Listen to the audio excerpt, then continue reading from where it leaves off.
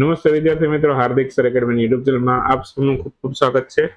આજનો જે video lecture છે એમાં આપણે ચર્ચા કરશું 16મી મેના તમામ અગત્યના કરંટ અફેર વિશે. વિડીયો શરૂ કરું એ પહેલા તમારે લેક્ચરની પીડીએફ જોઈતી તો આપણી એપ્લિકેશન છે એને ડાઉનલોડ કરી શકો છો. ઓકે, પ્લે સ્ટોરમાં મળી જશે, વોટ્સએપમાં મેસેજ કરશો તો પણ મળી જશે, અથવા વિડીયોના ડિસ્ક્રિપ્શનમાં પણ મળી જશે. શરૂ કરીએ 16મી મેના કરંટ અફેર.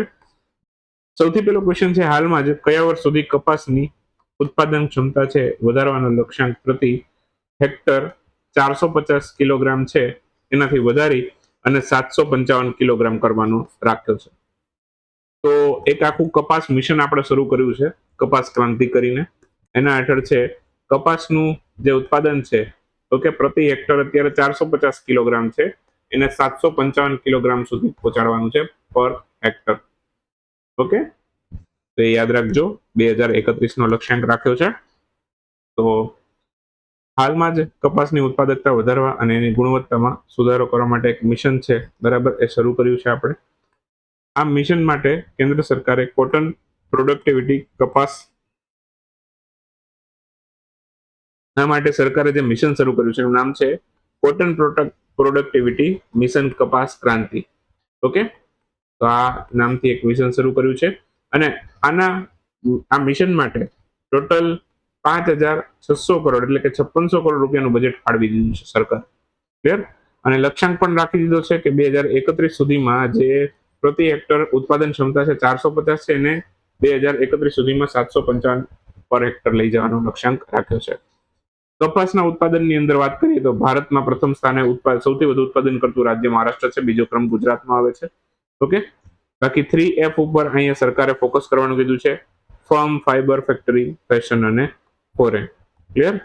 બાકી કપાસ છે, બરાબર, એને કાળી જમીન માફક આવે છે. ઓકે, સૌથી વધુ અનુકૂળ ગણાય છે કપાસના પાક માટે. એને રેગુણ જમીન તરીકે પણ ઓળખવામાં આવે છે. ક્લિયર? કાળી જમીનને રેગુણ જમીન પણ કહે છે. આ ભૂગોળ આવી ગયું તમારો. ચાલો, માફ કરજો, IBSF વર્લ્ડ બિલિયર્ડ ટુર્નામેન્ટ 2026 એનું આયોજન કયા દેશમાં થયું છે? તો હાલમાં આનું સમાપન થઈ ગયું, વિજેતા પણ આવી ગયા છે, એ પણ ડિસ્કસ કરી લેશું સાથે સાથે. આનું આયોજન થયું હતું આઇલેન્ડમાં, તો આન્સર આવશે આઇલેન્ડ. ઓપ્શન ડી આપણો જવાબ બનશે. તો હાલમાં જ છે આઇલેન્ડની અંદર યોજાયું હતું IBSF world billiard championship.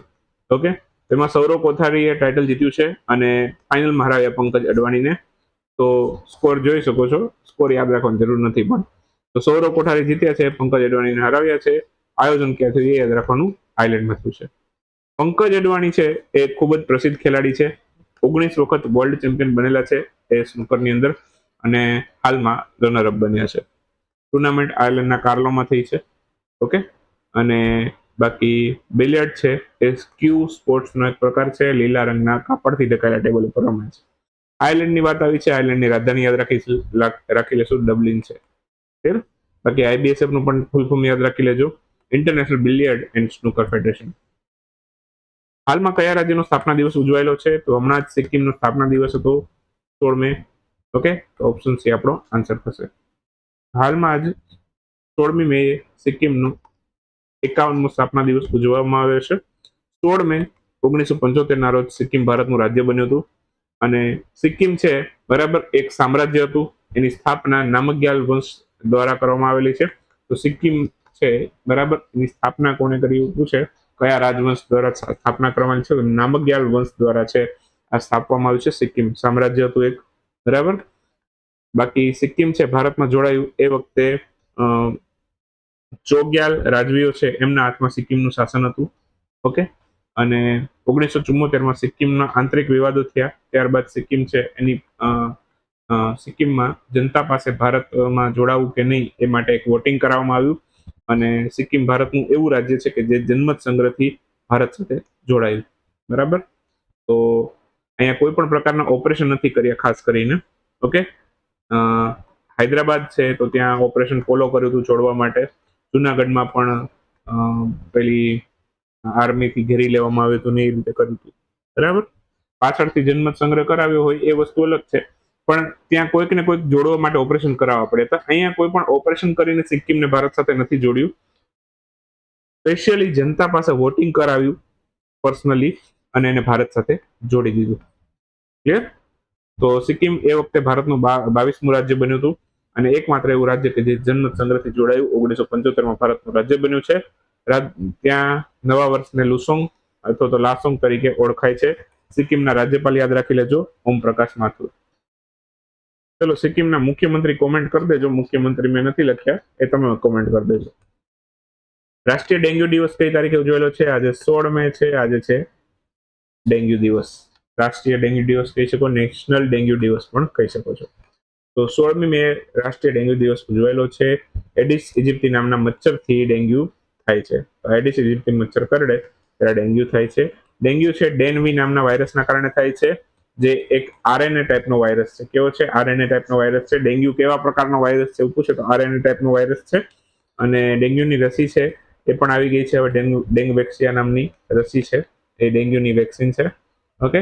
Malaria પણ મચ્છરથી થતો રોગ છે. એ માદા એનોફિલિસ નામના મચ્છરના કરડવાથી થાય છે, જ્યારે ડેન્ગ્યુ છે એડિસ ઇજિપ્તી મચ્છરના કરડવાથી થાય છે.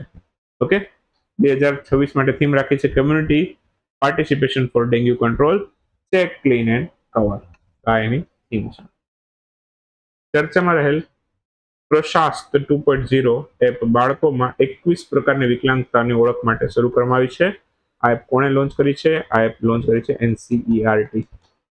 યાદ હોય તો NCERT ને હમણાં જ ડીમ્ડ યુનિવર્સિટીનો દરજ્જો મળ્યો હતો. NCERT છે, ઓકે, એની સ્થાપના ક્યારે થઈ એવું પણ તમને પૂછી શકે. તો 1961માં સ્થાપના થઈ. હેડક્વાર્ટર નવી દિલ્હીમાં છે. ડીમ્ડ યુનિવર્સિટીનો દરજ્જો મળ્યો. દિનેશ પ્રકાશ સકલાણી છે એના અત્યારે ડીજી છે, ડાયરેક્ટર છે. તો એ પણ યાદ રાખી લેજો. પ્રશાસ એપની વાત કરીએ, NCERT એ લોન્ચ કરી છે. ઓકે. રાષ્ટ્રીય શૈક્ષણિક અનુસંધાન અને શૈક્ષણિક પરિષદ, એનું ફૂલ ફોર્મ છે. ઓકે. 21 પ્રકારની વિકલાંગતાની ઓળખ માટે આ પ્રશસ્ત એપ શરૂ કરવામાં આવી છે. ઓકે. વિકલાંગતાની ઓળખ કરવી અને ત્યારબાદ જરૂરી સર્ટિફિકેશન મેળવવા માટે આ એપ મદદરૂપ થશે. ઓકે. બાકી વિકલાંગતા, પેન્શન, વૃદ્ધો એ બધાના કલ્યાણ માટે એક ભારતનું મંત્રાલય ચાલે છે, એનું નામ છે સામાજિક ન્યાય અધિકારિતા મંત્રાલય. ઓકે. અને 21 પ્રકારની વિકલાંગતા માટે એક એક્ટ પણ છે. Okay. Right of person with disability act, જે 2016માં આવેલો છે. તો એના આધારે આ એપ આખી કાર્ય કરશે. 21 પ્રકારની વિકલાંગતા આપશે, પ્રમાણપત્રો આપશે એના. અનિલ નામનું ઈંધણ છે, તે હાઈ બર્ન ઇરિડિયેશન ટેસ્ટિંગ છે એનું કરવામાં આવેલું છે. તે શેની સાથે સંબંધિત છે? તે થોરિયમ સાથે સંબંધિત છે. તો ઓપ્શન એ આપણો આન્સર થશે. તો અનિલ નામનું ઈંધણ છે એ હાઈ બર્ન ઇરેડિયેશન ટેસ્ટિંગ એનું કરવામાં આવેલું છે. ઓકે. અને સફળતાપૂર્વક પૂરું કર્યું છે. આ થોરિયમ સાથે સંબંધિત છે. તો યાદ રાખજો, થોરિયમ સાથે સંબંધિત. અનિલનું પણ પૂરું નામ છે advance nuclear energy for enrich life. Okay. તો આ થોરિયમ અને એનરિચ યુરેનિયમ છે એનું મિશ્રણ છે. આ ઈંધણ છે શું છે? થોરિયમ અને એનરિચ યુરેનિયમનું મિશ્રણ છે. આ જે ઈંધણ છે એ શિકાગોમાં યુએસએ સ્થિત ક્લીન કંપની છે, જેનું આખું નામ થાય ક્લીન કોર થોરિયમ એનર્જી. આ નામની કંપની છે, ન્યુક્લિયર ફ્યુઅલ કંપની છે, એમના દ્વારા આ ફ્યુઅલ વિકસાવવામાં આવ્યું છે. ઓકે. બાકી ભારતમાં થોરિયમનો વિશાળ જથ્થો છે. મોનોઝાઇટ રેતી સેન્ડમાંથી મળી આવે છે, મતલબ કે રેતીમાંથી જ મળી આવે છે. તો કેરળ રાજ્ય ખાતે દરિયા કિનારા પાસે થોરિયમનો જથ્થો મળી આવે છે.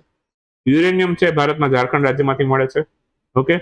અને બાકી અહીંયા જે ઈંધણની વાત થાય છે, અનિલ ઈંધણ, એનો મુખ્ય ફાયદો એ કે પરમાણુ રિએક્ટરમાં લાંબા સમય સુધી ટકી શકે અને પરમાણુ કચરો, જે ન્યુક્લિયર વેસ્ટ જે થાય છે, એનું પણ પ્રમાણ ઘટાડે છે.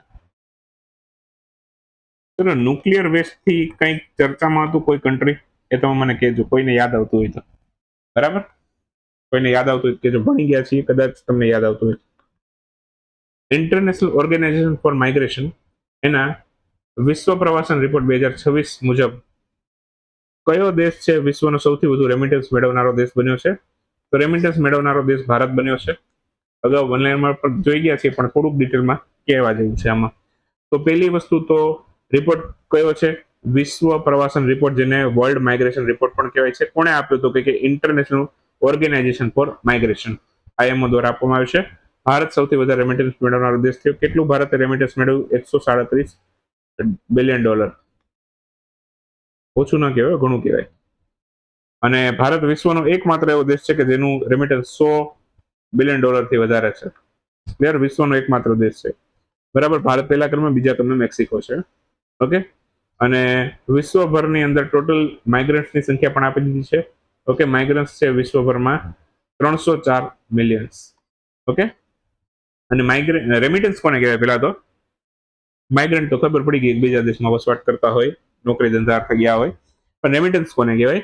તો વિદેશમાં કોઈ ગયું, બરાબર, તો ભારતનો નાગરિક છે, વિદેશમાં ગયો છે, અને પછી ત્યાંથી પોતાના વતનમાં પોતાના ફેમિલીને પૈસા મોકલે છે, ત્યાં જોબ કરે છે, કમાય છે, અને ત્યાંથી ભારતમાં પછી પોતાના પરિવારને નાણાં મોકલે છે. તો વિદેશમાંથી જે ધન ભારતમાં આવે છે એને કહેવાય રેમિટન્સ. તો એ અર્થવ્યવસ્થા માટે પણ એક મહત્વનો પરિબળ છે. ઓકે. બાકી આ રિપોર્ટમાં અમેરિકા છે એ ટોટલ 13મા ક્રમે છે, તો એ પણ આપણે યાદ રાખશું. બાકી રેમિટન્સ આપણા દેશોમાં નોર્મલી અમેરિકા પહેલા ક્રમે હોય છે, કેમ કે સૌથી વધારે પૈસો છે અમેરિકામાંથી જ આવે છે. ચાલો, સુવેન્દુ અધિકારી કયા રાજ્યના નવા મુખ્યમંત્રી બન્યા છે? તો સુવેન્દુ અધિકારી પશ્ચિમ બંગાળના 9મા મુખ્યમંત્રી બન્યા છે. 9મા તો નહીં હોય, અહીંયા કદાચ ભૂલ છે, મિસ્ટેક છે, કરેક્શન કરી લેજો કદાચ ભૂલ હોય તો. અહીંયા હું 9 ચેકી નાખું છું, કયા રાજ્યના મુખ્યમંત્રી બન્યા છે એવું લખી નાખીએ આપણે. તો પશ્ચિમ બંગાળના. વિશ્વની સૌથી પહેલી સ્માર્ટ ડીપ મોનિટરિંગ સિસ્ટમ છે કયા સ્થળે શરૂ થઈ છે? તો આ ઇક્વાડોરમાં શરૂ થઈ છે. કયા દેશ દ્વારા 2016ના એશિયાઈ વેટ લિફ્ટિંગ ચેમ્પિયનશિપનું આયોજન કરવામાં આવ્યું છે? તો આ ભારતમાં કરવામાં આવ્યું છે. તો આન્સર આવશે ભારત. 2026ની એશિયા વેટ લિફ્ટિંગ ચેમ્પિયનશિપ ભારતમાં થશે. પ્રધાનમંત્રી નરેન્દ્રભાઈ મોદી કયા સ્થળથી અત્યાધુનિક સુવિધાથી યુક્ત સિંધુ હોસ્પિટલનું ઉદ્ઘાટન કર્યું છે? તો આ હૈદરાબાદ ખાતે કર્યું. હૈદરાબાદ તેલંગાણામાં છે. હાલમાં કોને મુંબઈ સ્થિત પશ્ચિમી નૌસેના કમાન્ડના નવા flag officer commander in chief તરીકે નિયુક્ત કરવામાં આવ્યા છે? તો આ સંજય વાત્સ્યાયનને નિયુક્ત કર્યા છે. તાજેતરમાં જ ચોથા ભારત આફ્રિકી ફોરમ શિખર સંમેલન એ 31 મે 2026ના રોજ કયા સ્થળે યોજાશે? દિલ્હીમાં યોજાશે. ભારતની અંદર દિલ્હીમાં યોજાશે. યુનેસ્કોએ ભારતના કયા રાજ્ય સાથે વાંસ અને લાકડાથી બનેલા પુલો માટે રૂસોઆમ એન્જિનિયરિંગ ટેકનિક માટે ડોક્યુમેન્ટ સાઇન કરીને સમજૂતી કરાર કર્યા છે? તો રૂસોઆમ માટે સિક્કિમ સાથે કરાર કર્યા છે. યુનેસ્કો સિક્કિમ વચ્ચે કરાર થયા છે રૂસોઆમ માટે. ઓકે, તો યાદ રાખજો, આ પ્રશ્ન પૂછાય એવો છે. ઓકે, વન લાઈનમાં ભલે લીધું, પણ આમાં ડીપમાં કહેવા જેવું કંઈ છે નહીં, એટલા માટે. બીજું કહી શકું, યુનેસ્કો વિશે કહી શકું બહુ તો United Nations education and cultural organisation, તો એ ટાઈપનું ફૂલ ફોર્મ થાય, એવું બધું યાદ રાખજો. હાલમાં ચર્ચામાં રહેલ યિલ્દી રિમહાન મિસાઇલ જે છે એ કયા દેશે વિકસિત કરી છે? તો યિલ્દી રહેમાન મિસાઇલ આ તુર્કીએ વિકસિત કરી છે. આન્સર આવશે તુર્કી. પ્રધાનમંત્રી નરેન્દ્રભાઈ મોદી દ્વારા કયા સ્થળેથી નવનિર્મિત ધ્યાન મંદિરનું ઉદ્ઘાટન કરવામાં આવ્યું છે? તો આ બેંગ્લોર ખાતેથી કર્યું. બેંગ્લોર છે કર્ણાટકમાં. તો રાજ્યનું નામ પણ આપી શકે. મોહન સિંહનું 78 વર્ષની ઉંમરે નિધન થઈ ગયું. કઈ રમતના ખેલાડી હતા? ફૂટબોલના ખેલાડી હતા.